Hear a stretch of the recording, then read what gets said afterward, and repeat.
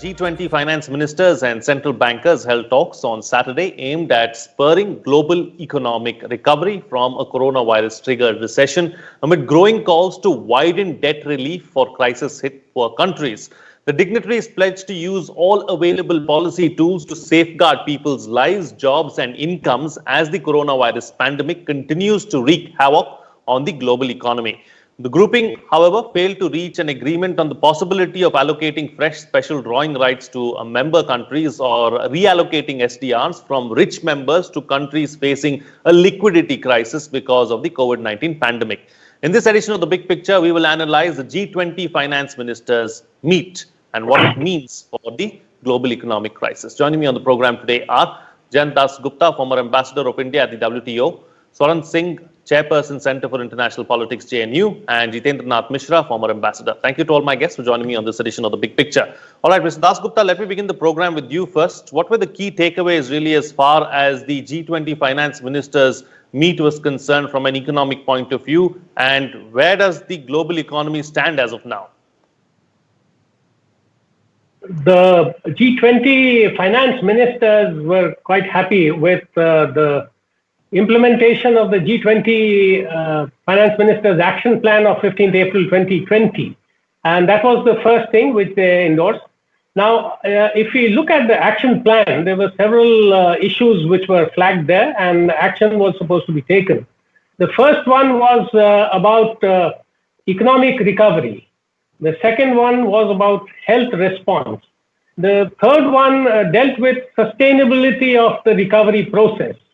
And the final aspect, if we can say it in so many words, it was about a coordinated response amongst all the G20 partners. So on all these counts, I think the G20 finance ministers found that enough action had been taken, and it will be further reviewed in October 2020 in their next meeting. As far as the details are concerned, our finance minister mentioned the action taken by India on various points of the action plan. And she outlined that we had rolled out a $295 billion plan to take care of the various aspects of recovery from the COVID pandemic. The first one was about the credit response. The second one was about providing food and cash benefit transfers, direct benefit transfers. The third one was about the support to the MSMEs, which form the backbone of our industry. And the G20 also strongly endorsed the points of the action plan on providing financial inclusion to women, youth, and MSMEs, because there are many countries which are very heavily dependent on these segments to perform well to enable a full recovery. The two or three other major points which I wanted to mention in this context is that the Financial Action Task Force, which monitors terrorist financing, that was re-endorsed the commitment to make it effective and to monitor it very strongly, robustly. And the third thing was to keep an eye out on new methods of terror financing and to clamp down on them. The next point is about the debt service suspension initiative, because there are many low-income countries which are unable to service their debts. So about $5.3 billion was to be deferred for this, and the World Bank and IMF and other international financial institutions had to come together. And there is also a call in the communique of yesterday for private lenders to join hands and to take an active part in debt service suspension for some time. Okay. A substantive meeting, and we look forward to the next meeting is what Ambassador Das Gupta is suggesting. Ambassador Mishra, as far as the G20 is concerned, do you believe that the grouping has done enough over the last 4 to 5 months? There are several people who believe that, the G20 could have done more and should have done more. As a multilateral organization, Are there any limitations? How much can the G20 actually do? Thank you very much, Frank, for inviting me on the program. I'm delighted to be here. Ambassador Dasgupta has very nicely covered what the meeting accomplished and what the meeting accomplished in relation to the previous meeting in April, and also the way forward. I would like to give a slightly different perspective, if I may, in terms of what they actually said in the meeting and what the goals are. I won't delve into data too much, but I'm just looking at these figures. The meeting said what it endorsed actually. It said it will consider debt relief for coronavirus hit poor countries. Consider. Please emphasize the word consider. Now, this kind of language is very common in international multilateral institutions. We have a history of the word consider being used in so many documents and so many declarations for decades and more. Of course, in the 1970s, we had the new international economic order, then we had the Millennium Development Goals. No country in that period, in the new international economic order, reached aid targets of 1% of GDP. No country. I think the Swedes reached 0.7%. So the world is not a philanthropic world. The real world is it's a stingy place. Nation states are stingy. So intent is all right. Considering things is all right, but doing things is different. Now, in the multilateral system, as we all know, going to the United Nations, the one organ of the United Nations that is authorized to take mandatory action under Chapter 7 is the Security Council when there are threats to peace. It can take military action, it can do sanctions, economic action. But that also is facing bottlenecks because of the veto power of the P5, and one country vetoes the resolution, you just can't act. So the multilateral bodies are very good. They are the way forward. But even at a time of crisis like this, is the world doing enough? My answer would be, unfortunately, it's not doing enough. The meeting on Saturday, it announced a one-year debt standstill for the world's poorest nations in April, actually. It announced in April, but this was criticized as woefully inadequate. People are looking at 2 years or 3 years. Oxfam talked about 3 years, and I think the IMF talked about till the end of 2021. But that's not what's happened. Then again, I'm using the language, it will consider extension of the debt service suspension initiative, which Ambassador Dasgupta referred to. Again, consider. It didn't say it will do it. It just said it will consider doing it. So that's the language. In the second half of 2020, another caveat, depending on the COVID-19 situation. So they will wait and watch how the situation unfolds, and then they will consider. So there are two caveats here. So are they going to actually do it? I am very doubtful that they will do it to the extent that they have promised. Right. Having said that, vulnerable countries, they pay $92 million a day on debt. $92 million, that's the data. And debt suspension is only 5.3 million or 12% of debt payment due in 2020, $5.3 billion. So 12% has been achieved. So that's certainly, I'm not going to be pessimistic, it's a way forward. Okay, all right. Professor, talking about multilateral organizations, COVID-19 has ensured that everyone looks inwards. Everyone is talking about, trying to help themselves out first before doing anything else. At a time like this, what is the immediate future of multilateral organizations and how much can they contribute? Thank you. The way two ambassadors have just outlined both what happened and also provided an assessment of what was achieved and what could have been achieved is a reflection of something very interesting of what is happening to multilateralism, particularly from a perspective of diplomacy. See, G20 today represents about 85% of global economy. There could not be a better platform to discuss how to create that resilience, particularly among the least developed countries, to ensure global demand continuously rises and the deep recession can be addressed. And now if you look at this from the perspective of diplomacy, initially a lot of skepticism about whether these leaders will be able to achieve anything online in virtual meetings. But now you notice substantial details available both before and after. 16-point long communique. Along with that, whole lot of progress reports on the action plan and other reviews and reports, documents being placed both for the foreign finance ministers and the central bank governors, and also to all of us.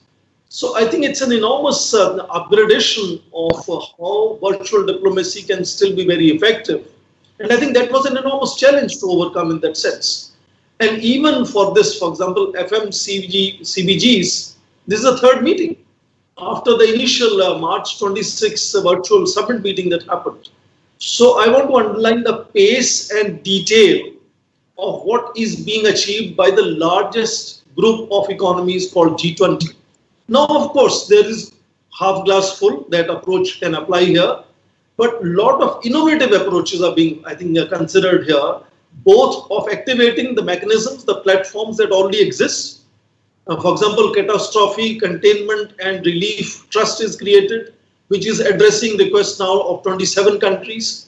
Likewise, IMF has also fast-paced its requests. About 80 countries requests for about 60 billion SDRs already processed. About 30 others are still pending. So a whole lot of fast-paced approach, innovation of alternative possibilities.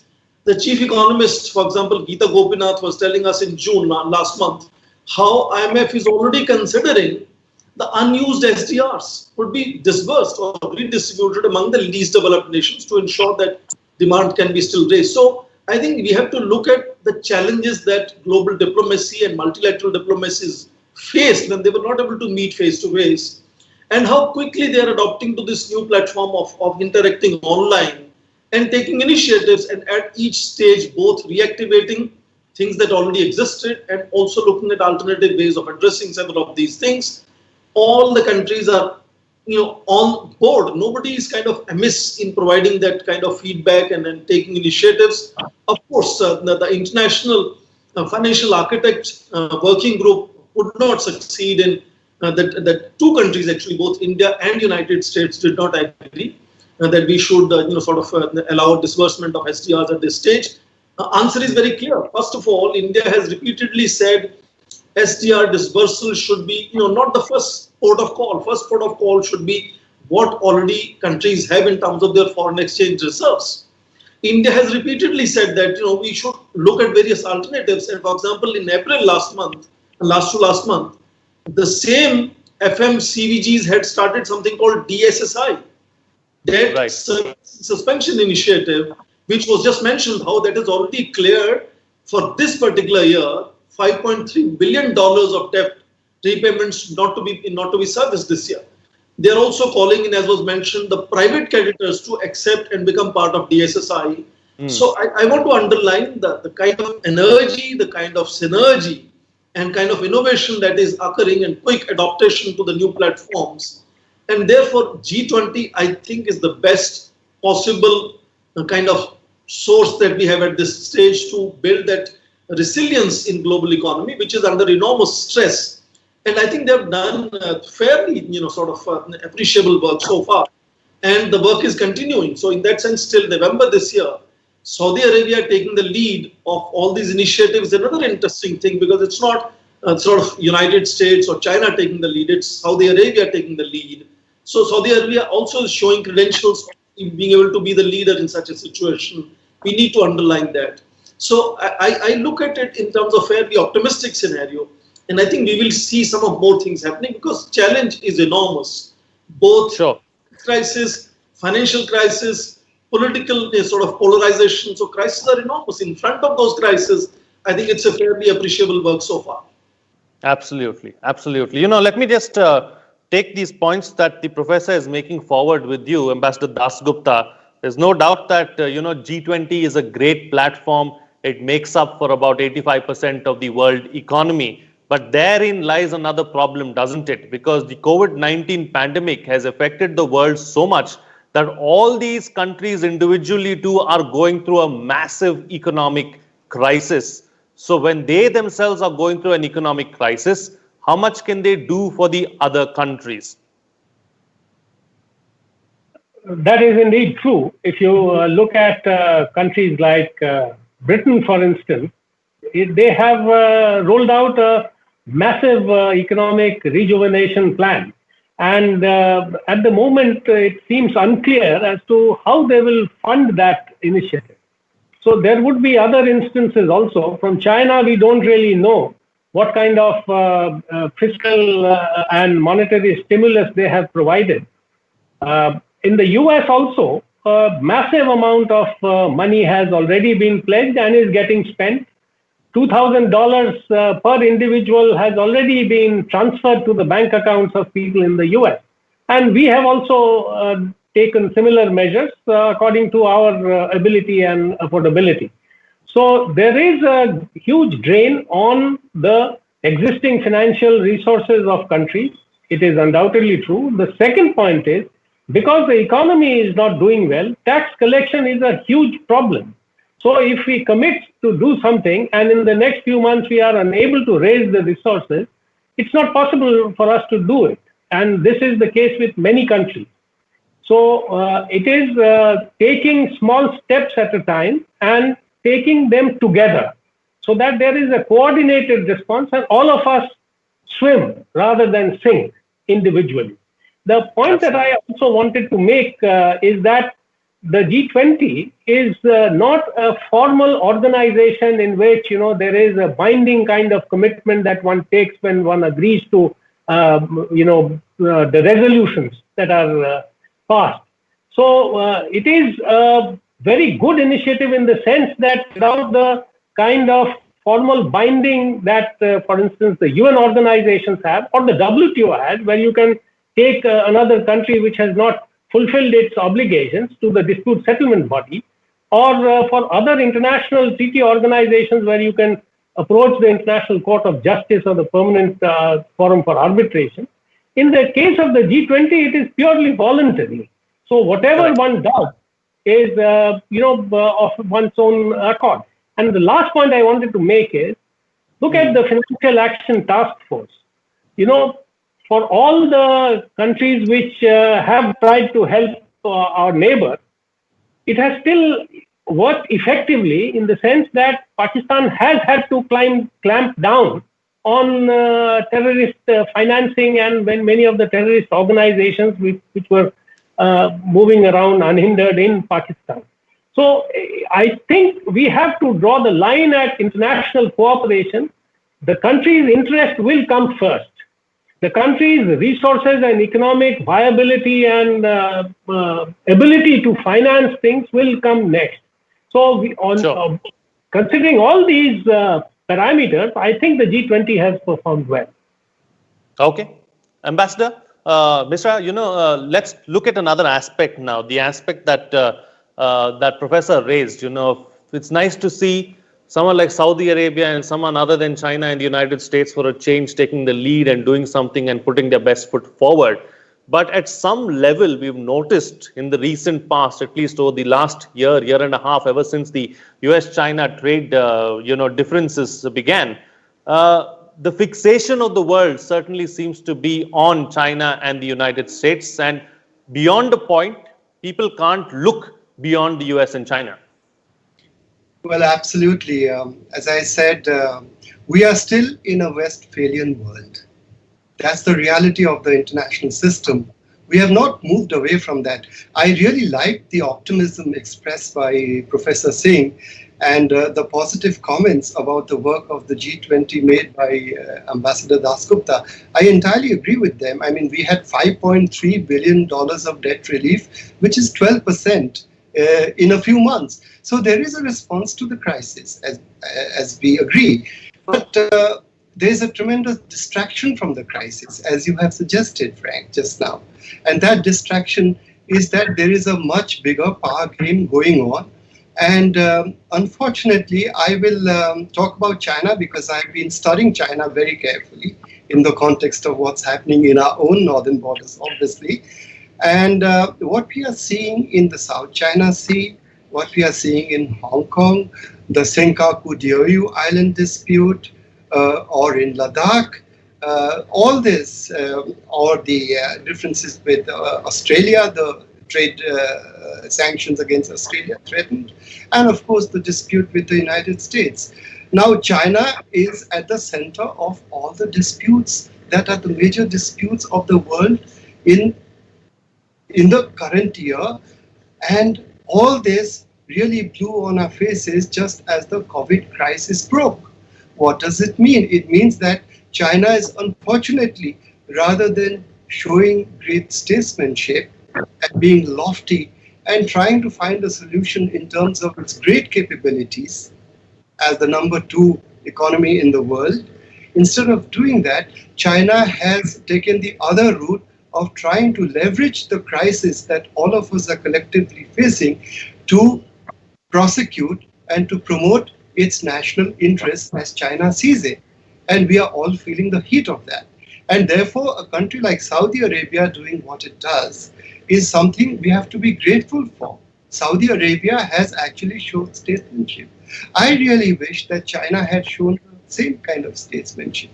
Even the United States, even the others. What's happening to the EU?